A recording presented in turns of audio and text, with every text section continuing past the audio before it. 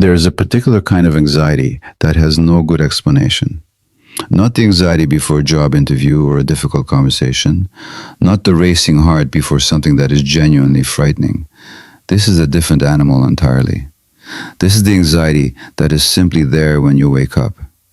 Before your eyes fully open, before the day has made a single demand, before anything has happened at all.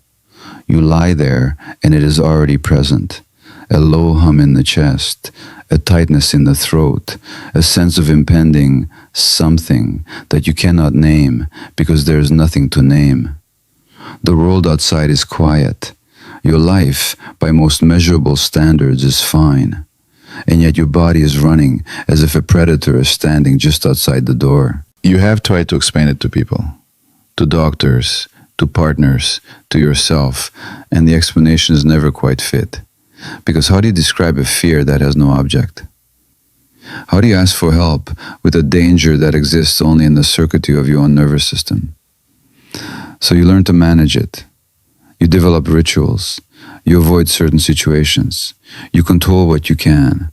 You stay busy so the stillness cannot catch up with you. And somewhere along the way, you stop questioning it and simply accept it as the texture of your life. If this is the anxiety you know, not occasionally, but as a daily companion you never invited and could never quite evict, then what you're about to hear is not another management strategy. It is an explanation, finally, a real one. And it will change the way you understand not just your anxiety, but yourself. We need to begin by dismantling the most common and most damaging story told about anxiety. The story goes like this.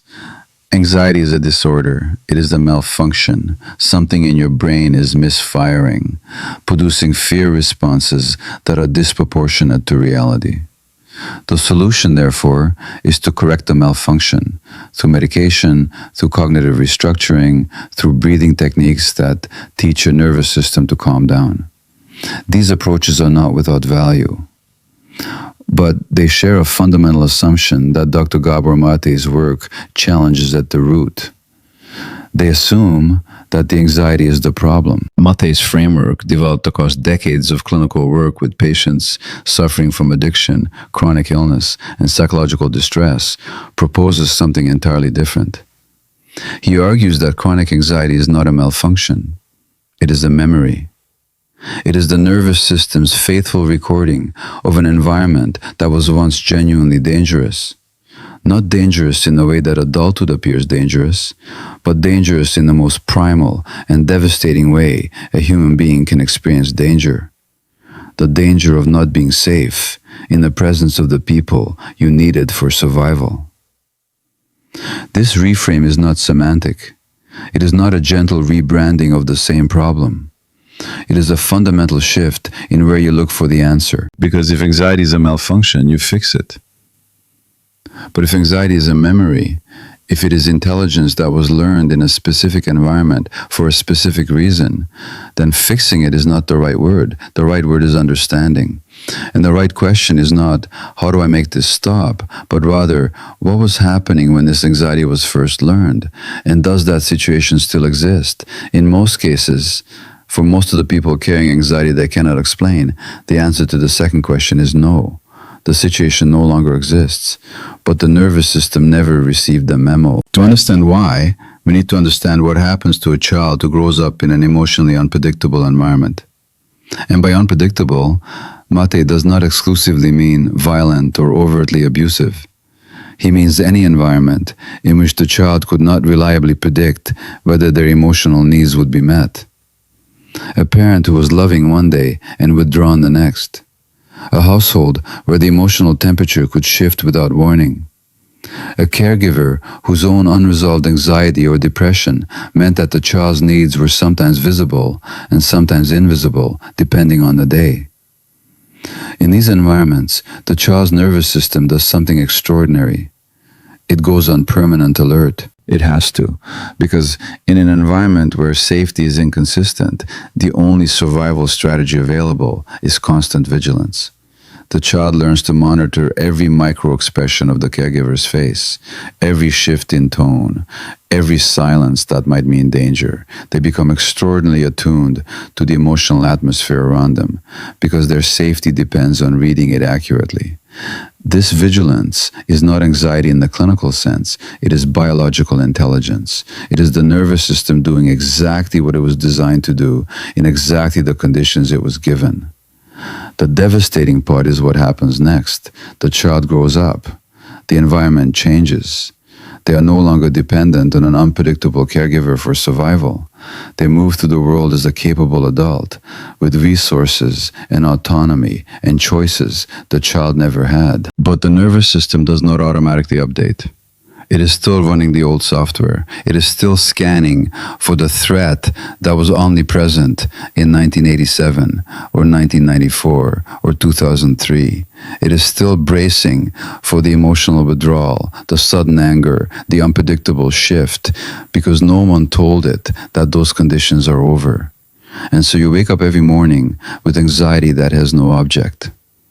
Because the object was never the present. The object was always the past. This is what Maté means when he says the body remembers what the mind was forced to forget. The mind moved on. The mind built a career, a relationship, a life. But the body is still a child in an unpredictable house, listening at the door. This is where 30 years of anxiety lives, not in the chemical imbalance, not in the cognitive distortion, in a nervous system that never learned it was finally safe. And this is where the first shift begins, the shift that changes everything. The first thing that ends chronic anxiety is not calming the nervous system. It is understanding what the nervous system is trying to say. Most anxiety management strategies work in opposition to the anxiety. They try to slow the breath to counter the racing heart. They try to challenge the thoughts to interrupt the worry spiral. They try, in essence, to convince the body that it is wrong. But according to Maté's framework, the body is not wrong. It is responding with perfect logic to a map that is outdated. And the path forward is not to override the body's signal, it is to listen to it with enough curiosity and compassion that you can finally understand what it has been trying to tell you. What does this look like in practice? It means when the anxiety arrives, that familiar hum in the chest, that tightness in the throat, instead of immediately trying to make it stop, you pause. You turn toward it rather than away from it. You ask, with genuine curiosity, not what is wrong with me, but what is this responding to? What old situation does this moment remind my body of? Whose face, whose tone, whose unpredictability does this person or situation unconsciously echo? This is not a simple practice. It requires a quality of self-compassion that many people who grew up in emotionally unsafe environments have never been given permission to develop. Because the same childhood that created the anxiety often also created the harsh inner critic that says, stop being so sensitive, you're overreacting, there's nothing to be afraid of, pull yourself together. That voice is not wisdom. That voice is the internalization of every adult who ever dismissed your emotional reality when you were small. And it is one of the most significant barriers to healing. Maté's work is clear on this point. You cannot heal a nervous system from a place of war with yourself. You can only heal from a place of compassionate witnessing, from the place that says, of course you feel this way. Look at what you learned. Look at what your body had to carry. Of course it learned to brace. Of course it learned to scan. Of course it never fully relaxed. That understanding offered to yourself, by yourself, is not indulgence. It is the most direct medicine available for chronic anxiety. The second thing that ends chronic anxiety is grieving the safety you never had. This sounds strange. Grief and anxiety seem like different categories of experience, but from a trauma-informed perspective, they are deeply intertwined. Chronic anxiety is in part a grief response that was never allowed to complete itself. Here's what that means. When a child grows up in an emotionally unsafe environment, they experience loss. Not the loss that comes with death or visible devastation, but a quieter, more insidious loss. The loss of the secure base they should have had. The loss of the caregiver who could regulate their own emotions and hold the child's emotions with steadiness and warmth. The loss of the experience of being genuinely soothed, not just told to stop crying, but actually held in a way that taught the nervous system that distress can be survived. This loss is real. But the child cannot grieve it in real time because the child does not have the language, the safety, or the emotional support required for grief. So the loss remains unprocessed, stored in the body as the kind of perpetual anticipatory grief. A grief that expresses itself not as sadness, but as chronic low-level fear. As the constant sense that something is about to go wrong. Because for the child, something always was. When healing begins, real healing, not symptom management, the grief eventually surfaces. And when it does, it can feel like a worsening of anxiety, or a strange, inexplicable sadness that arises alongside moments of peace. Psychologists who work within a trauma-informed framework consistently observe that this grief must be moved through, not bypassed. Because on the other side of the grief, for the safety you never had, is something you may have never fully experienced. The realization that you are safe now, not because someone gave you safety, because you built it, because you survived what should not have been yours to survive, and you are here, and the environment has fundamentally changed, even if your nervous system is not caught up. Grieving the past is the nervous system's most direct route to the present. The third thing that ends chronic anxiety is renegotiating your relationship with your own body. For most people with chronic anxiety, the body has become the enemy. It is the thing that betrays you in meetings, that catastrophizes in the middle of the night, that produces symptoms with no regard for whether the threat is real. You have spent years trying to control it, override it, medicate it into compliance. But Dr. Gabor Maté's work, which draws heavily on the connection between psychological experience and physical health, invites a radical repositioning. The body is not the source of your suffering. It is the messenger of your history. The racing heart is not trying to ruin your day. It is trying to tell you something. It is saying, this situation is activating the same neural pathways that were activated when you were 7 years old and the house was unpredictable and you had to be ready for anything. The tightness in your chest is not a malfunction. It is a recording. It is the physical residue of 1,000 moments when you held your breath so that you would not be too much. The hypervigilance is not a character flaw. It is a skill that was honed to perfection in service of your survival, and it has simply not been retired. When you begin to understand your body's signals as communication rather than malfunction, something extraordinary happens.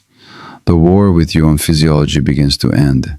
And paradoxically, when the body stops being fought, it begins to settle. This is the somatic reality of healing.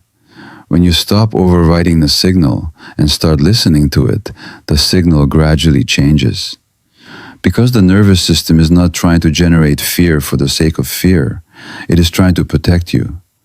And when it receives the message, through your compassionate attention, through your curious inquiry, through your willingness to feel rather than flee, that its warnings have been received and understood, it begins, slowly and unmistakably, to relax its grip. Not overnight, not completely, but measurably, verifiably, in the body. The fourth thing that ends chronic anxiety is changing the relationships that recreate the original wound. This is the one that requires the most honesty, because it is easy to understand anxiety as a historical artifact, something your childhood gave you that you're now working to undo. What is harder to see is the degree to which your adult life may have been unconsciously constructed to confirm the original wound. Gabor Maté's work on attachment describes how people who grew up in emotionally unsafe environments often recreate that unsafety in adulthood, not to conscious choice, but to the nervous system's tendency to seek out what is familiar. You may have built relationships with people who are emotionally inconsistent because consistency felt boring or suspicious. You may have chosen partners whose availability was conditional because that is what love looked and felt like when the template was installed. You may have built a professional life around constant high-stakes pressure because relaxation never felt safe. In each of these cases, the adult environment is continuously activating the childhood nervous system. The body never gets the chance to learn that peace is possible because the environment keeps reproducing the original conditions that made peace impossible. This is not blame, this is biology. The nervous system is doing exactly what it learned to do. But seeing it clearly, seeing how your current life may be inadvertently feeding the very anxiety you are trying to heal, is one of the most liberating and most difficult steps in genuine recovery. Because changing these patterns requires tolerating the discomfort of the unfamiliar. It requires choosing partners whose consistency feels strange at first. It requires building professional environments that do not run on adrenaline.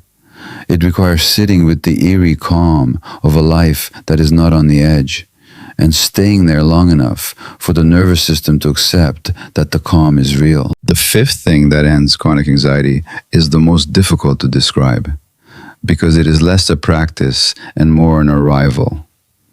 It is the moment when you stop identifying the anxiety as you. For 30 years, the anxiety was your constant companion. It was the first thing you felt in the morning and the last thing you carried to sleep.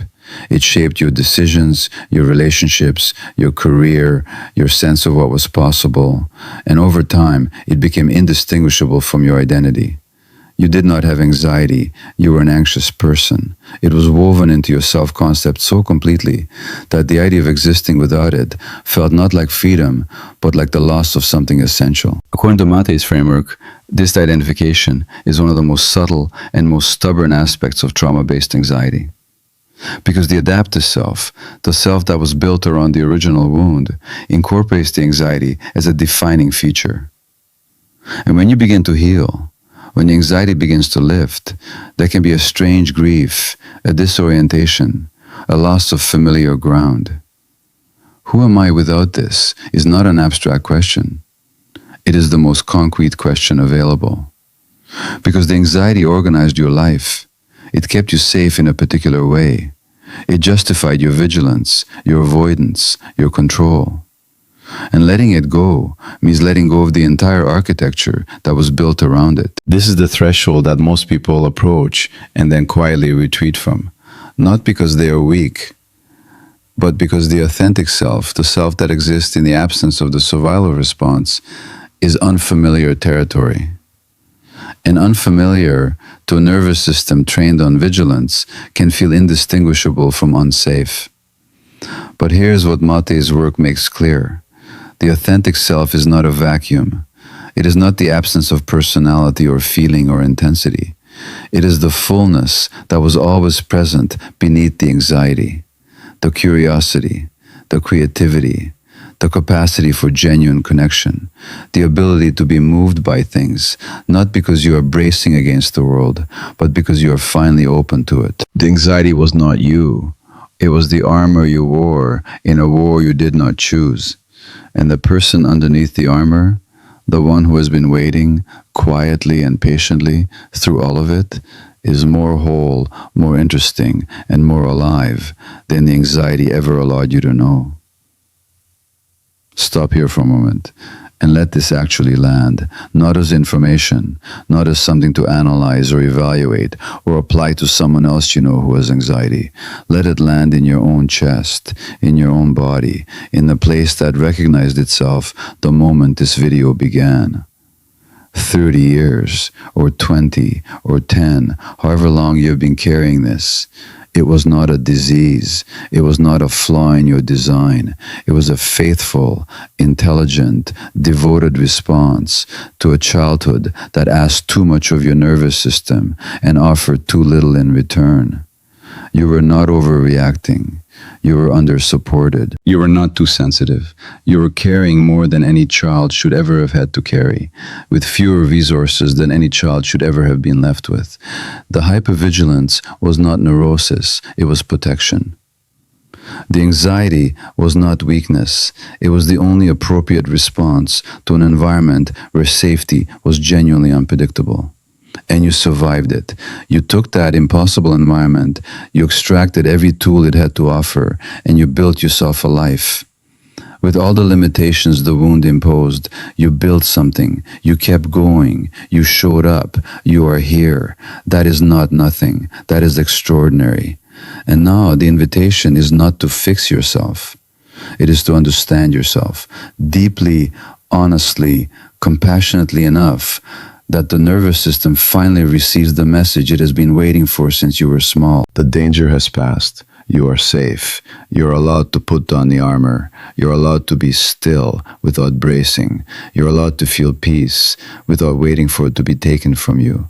You're allowed to be here exactly as you are without the vigilance. That permission offered to yourself, from yourself, grounded in genuine understanding rather than forced positivity, is the thing that ends the anxiety. Not immediately and not completely, but fundamentally in the place where it was born. Healing from anxiety rooted in complex trauma is not a linear journey. There's no day when you wake up and the nervous system is fully at peace. But there are days, more and more of them, gradually and unmistakably, when you notice that the hum is quieter. When you realize you've been in a room full of people without scanning for danger. When someone raises their voice and you feel startled rather than shattered. When you sit in silence and notice that the silence is not threatening, it is just quiet. These moments are not small. They are evidence of a nervous system learning, at last, what it never had the chance to learn when it mattered most. That the world can be safe, that people can be trustworthy, that peace is not a trap, that you do not have to earn your right to exist in every room you enter. Learning these things as an adult, after a lifetime of the opposite, is one of the most courageous things that a human being can do. It requires you to sit with the unfamiliar.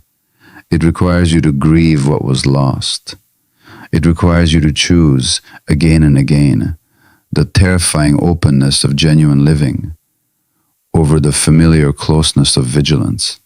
But it is possible, not as a destination, as a direction, as a daily, imperfect, profoundly worthwhile practice of turning toward yourself with the curiosity and compassion you deserved from the very beginning. If this kind of exploration resonates with you, if this is the kind of understanding you want to continue building, consider subscribing so these conversations can continue to find you when you need them most. And before you go, I want to ask you something genuinely. What was the moment or the realization in this video that felt most true to your own experience? When did you feel most recognized? Leave that in the comments, not because it helps an algorithm, but because naming your own experience in your own words, in the presence of others who understand, that is itself a small act of healing. I will leave you with this. The anxiety was never the truest thing about you. It was the loudest thing. It was the most insistent thing. It was the thing that got all the attention, all the management, all the apology. But underneath it, underneath the hum and the brace and the scan, there's always been something quieter, something that is not afraid, something that knows, even if the nervous system is not yet caught up, that you were always worthy of safety. That something is you, the real you, and it has been waiting with remarkable patience for the anxiety to finally step aside. It is stepping aside. You are healing. And the life that has been waiting on the other side of the fear is more real, more spacious, and more entirely your own than anything the anxiety ever allowed you to imagine. Chronic anxiety is not a flaw in your character. It is a memory stored in your nervous system from a time when hypervigilance was the only safety available to you. What part of this video felt most true to your own experience with anxiety?